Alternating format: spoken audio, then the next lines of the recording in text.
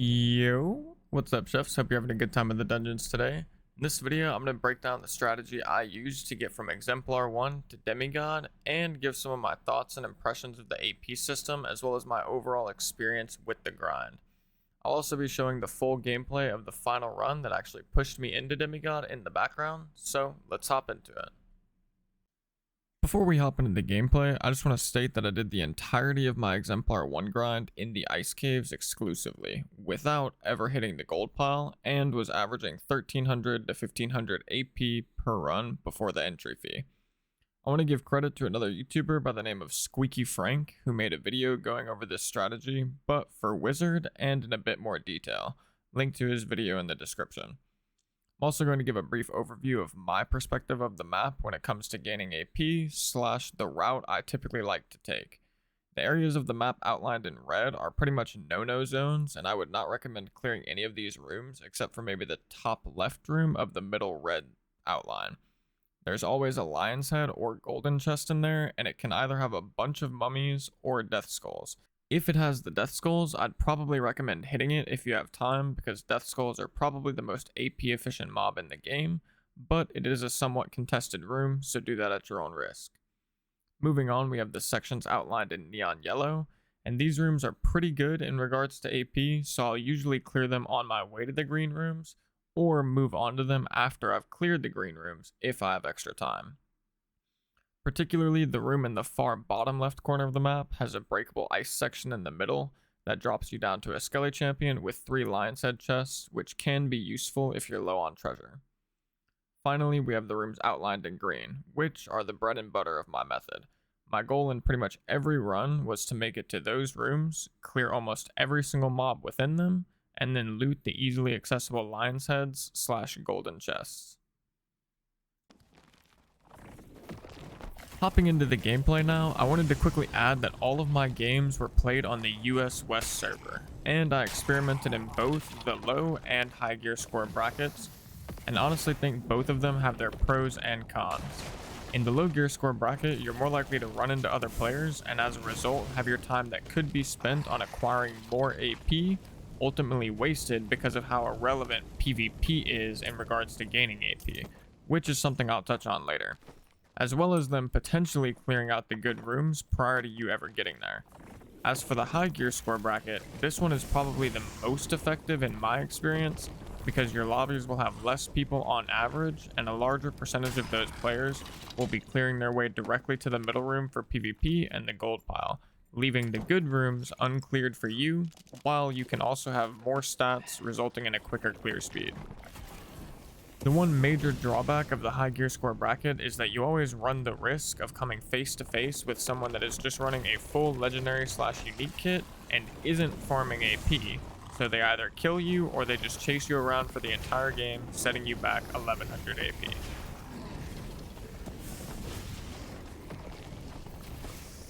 To wrap up explaining the strategy I used before getting into my thoughts on the AP system, as well as other methods I'm aware of, and my personal experience with the grind, I'll just mention that this strategy has a high focus on clearing mobs, and as you'll see once I extract, I get double the amount of AP from monster kills that I do from treasure, which was a pretty common occurrence for me. I would also almost never have a completely full inventory of treasure by the end of the run, and would usually just fill my bag up with preferably purple items, or in a pinch, just some random blue items to at least give me some additional value. With all that in mind, you really don't have much time to waste, and I was spending almost the entire length of every match I played clearing as many mobs as possible, as quickly as possible, all the way down to the last 15 seconds before extracting.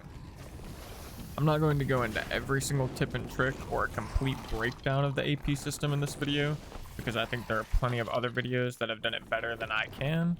There's also the wiki with all of the specific information.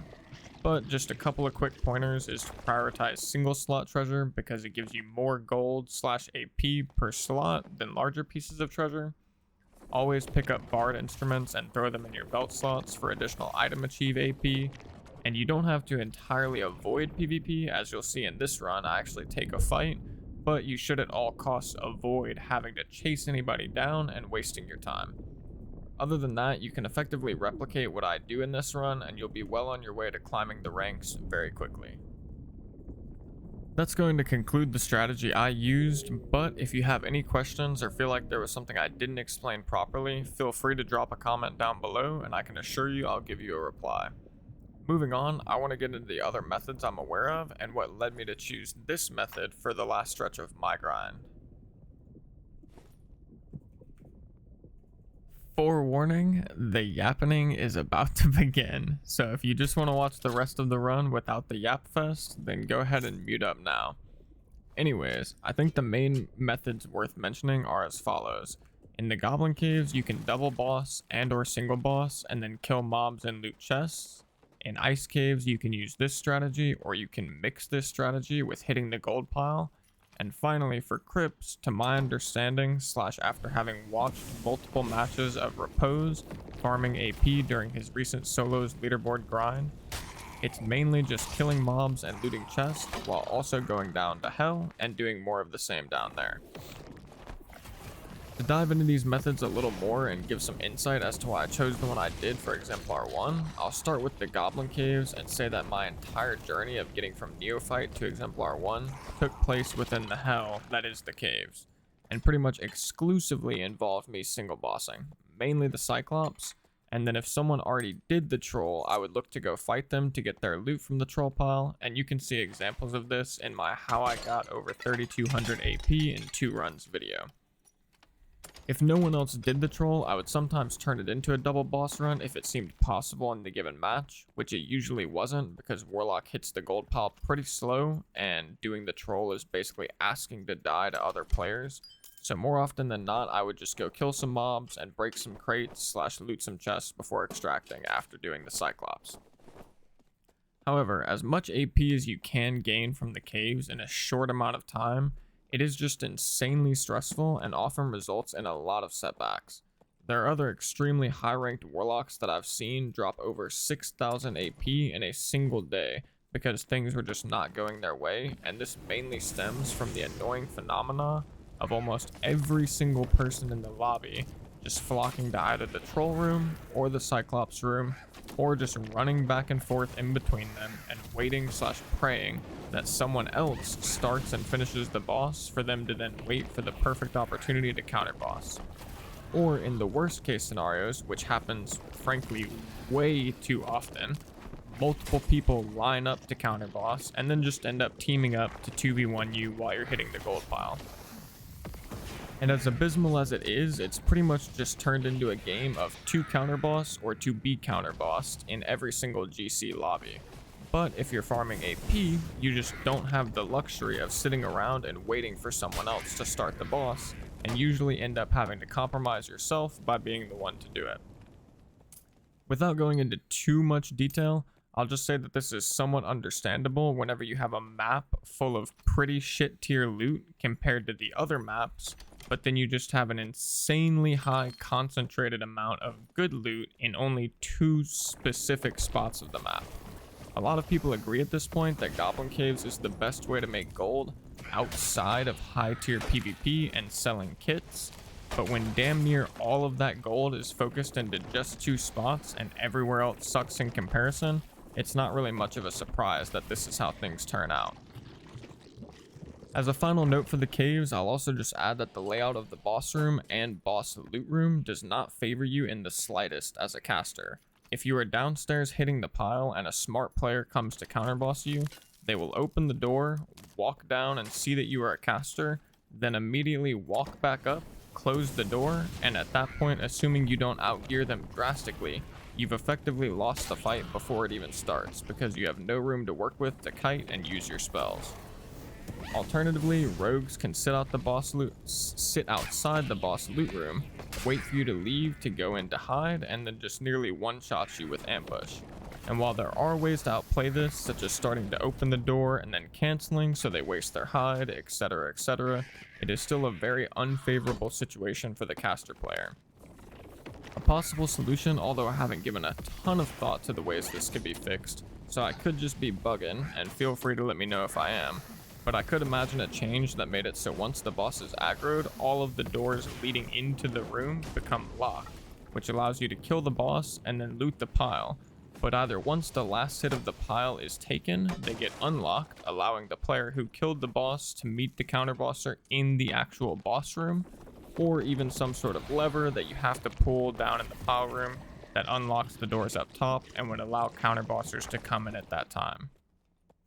Like I said, I could be bugging with that idea, but I think the current system, which is invoking this to counterboss or to be counterbossed phenomena on the populated servers, is just abysmal in relation to the AP system. And I don't think it's unreasonable for the person that is actually committing to doing the boss to have some level of protection from just getting either griefed during the kill or getting 2v1'd in a tiny little room, which leaves close to zero opportunity for outplay. Moving on to the ice caves, and you have a somewhat similar problem, except the loot outside of the gold pile isn't nearly as bad as it is in the goblin caves, so you can avoid the pile altogether if you choose. However, if you are choosing to hit the pile, then you can certainly expect that there will be other people there to contest you unless you are in a dead lobby or get a good spawn and finish the pile extremely quickly.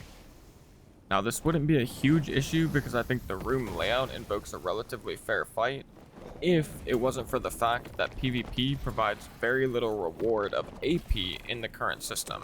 So a lot of times you will just have people essentially grief you by running in while you're hitting the pile, which makes you get off of it, and then not really commit to the fight and just run away. So then if you do chase them, by the time you get back to the pile, it will probably be gone, and I've had this happen multiple times in my games.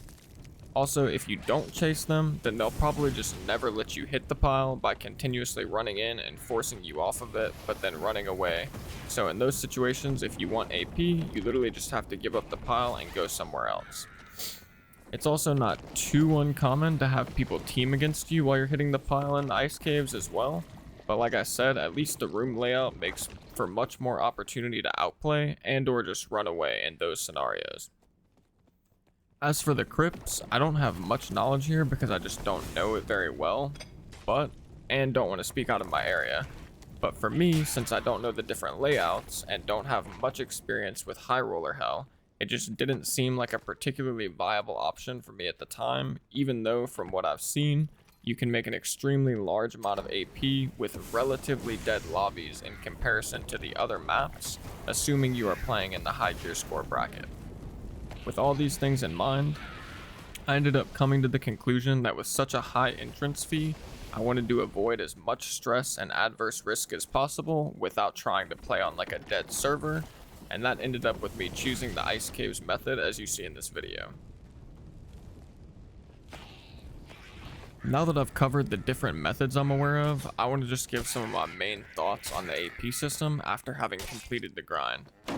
First and foremost, the current system, while it does have ranks, and there is likely a correlation between being a high rank and being skillful at the game, there is practically zero direct relationship between those two things. It's just a matter of coincidence because the people that spend enough time and care enough to grind the leaderboard also tend to be people that play the game a lot and hone their skills over time. However, there are plenty of people who choose to avoid the AP system altogether that are still exceptionally skilled at the game, potentially even better at PvP than some of the highest ranked players of their classes. Yami, I believe, would be a pretty good example of this. In my opinion, this just should not be the case. If you have a ranked system, it should reflect your actual skill at the game. Whatever it takes to accomplish that, I'm all for it. Probably one of the main issues with the current system, and it's no secret to anyone that's been playing the game and not living under a rock, is how abysmally useless PvP actually is in the current system, even after the recent change they made, which turned items from taken players into the looted state, allowing you to gain AP from them. Aside from the fact that this was a massive oversight and created an easily exploitable system for AP abuse and quest abuse, allowing people to flood the market with gold coin chests, it also didn't actually solve the problem of PvP still being useless, because the amount of AP you get from those looted items simply does not compare to the amount of AP you get from treasure unless you're only taking legendary and above items. Maybe it's just me, but I feel like you should be rewarded for killing the player itself, not based on whether or not they have legendary items, and if you choose to take them or not. While I know you already do get AP for killing players, as an Exemplar 1, the amount of AP you get for killing a Pathfinder player is basically the same as killing 4 goblins, which is just downright laughable. Something as simple as making the amount of AP you get be related to the player's gear score would likely be much better than the current system. Obviously, you would have to tweak the numbers to find something that works, but if you're killing another player that's in a default kit, sure, maybe you shouldn't get a large amount of AP. But if I kill a player in perfectly bis blues, I should be getting a hefty amount of AP for that. But in the current system, if they're Pathfinder or below, then it was literally just a waste of my time, and I have to leave all of their items on the ground anyways. The only other thing I'll really touch on here as to try and keep the yapping from being completely unbearable is to say that I personally feel like the AP rewarded from killing bosses and mini-bosses is also kind of a joke. Why would I ever kill a Wendigo outside of getting to the chest it's guarding if I could simply just kill 3 kobolds and get the same amount of AP? Why is it that killing the troll and killing the cyclops give the same amount of AP whenever one of them is just a damage sponge and the other one is much harder? And beyond that, why is all of the AP you get from killing the bosses not actually come from killing the boss itself, but almost strictly whether or not you're able to succeed in looting the entire gold pile they protect?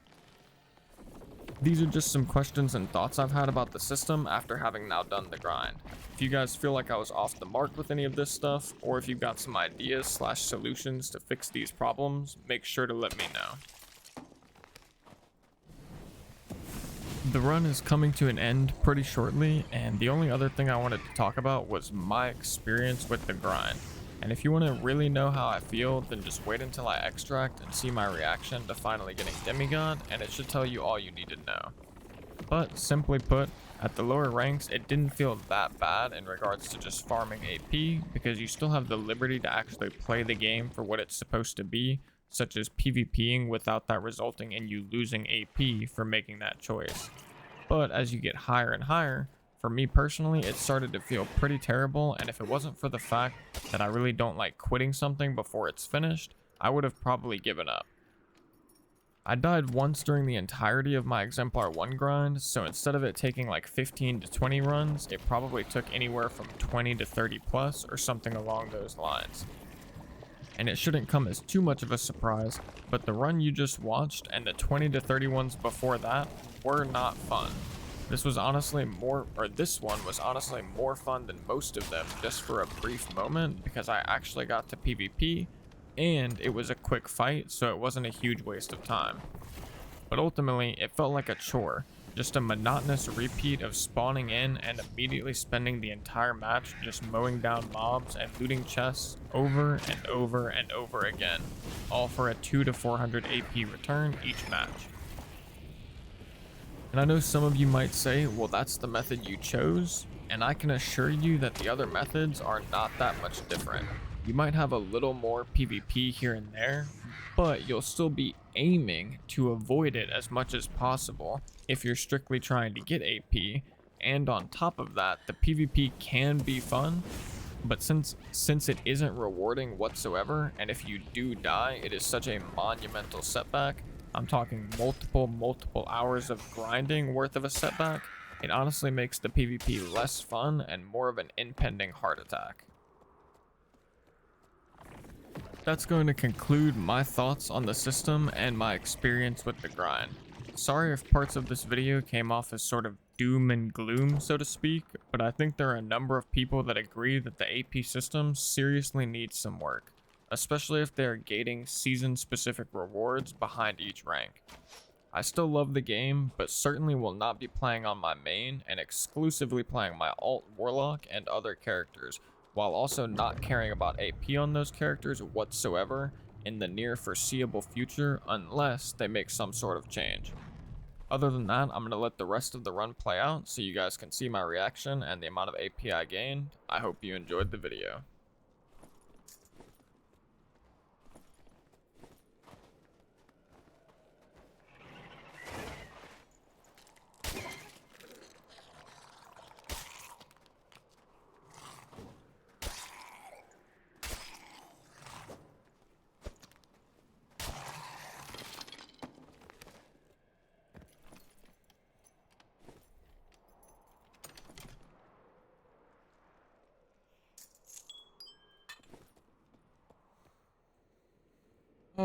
Let's go.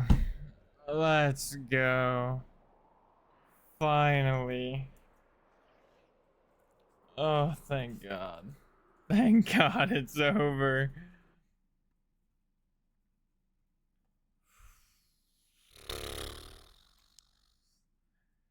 Thank God it is over.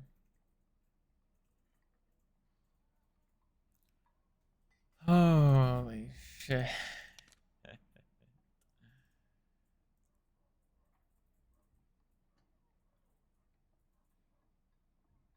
Thank God. Oh my God. Thank God. And last but not least, take it easy, chefs.